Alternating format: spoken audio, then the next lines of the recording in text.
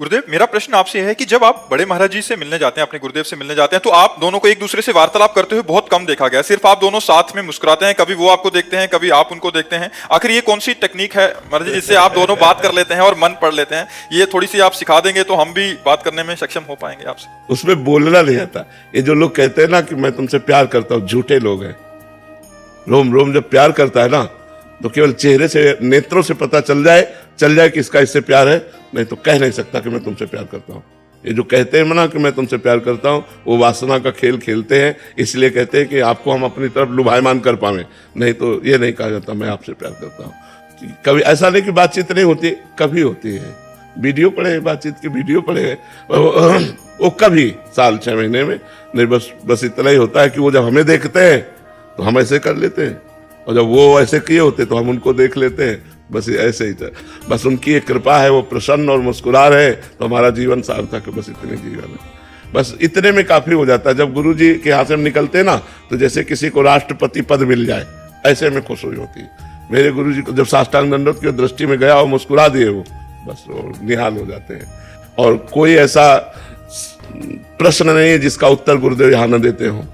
कोई बिरली ऐसी रात होगी जिसमें गुरुदेव स्वप्न में नाते हो, तो वो संभाल वो ही रहे, लेकिन मौन संभाल रहे हैं। बाहर से मौन है, अंदर से सब वही कर रहे हैं।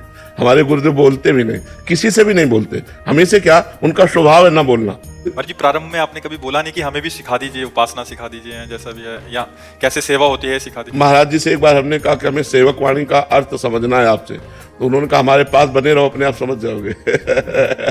वो ऐसे सिद्ध महापुरुष हैं कि उनको बोलने की जरूरत नहीं, बस उनके सानिध्य में रहो। जैसे सूर्य के सानिध्य में प्रकाश अपने आप मिलेगा, अंधकार नहीं टिकेगा। जहाँ गुरुदेव भगवान का सानिध्य है, अज्ञान टिक ही नहीं सकता, अपने आप नष्ट हो जाएगा। और ऐसा नहीं कि उपदेश ना दिए हो, हमारी डायरी में लिखे हुए हैं उपदेश। कभी जैसे भाव में आए तो फिर शुरू हो गए।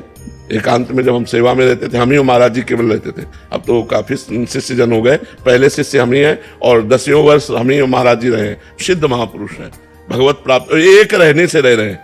मतलब 25 वर्ष हो गए हमें, देख एक रहनी।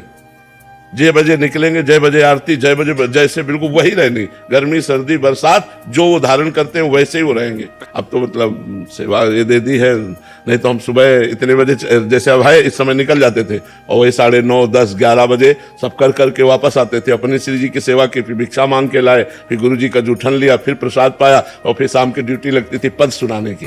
ये गुरु कृपा ही है। ये जो आप लोगों को लाभ मिल रहा है, साउंड हम है, लेकिन कृपा गुरु जी की है। उन्हीं की सामर्थ्य से सब हो रहा है। हमारी कोई ज्ञान विज्ञान नहीं, कक्षा 9 पढ़े, क्या ज्ञान विज्ञान, ये केवल गुरु कृपा ही काम करती है।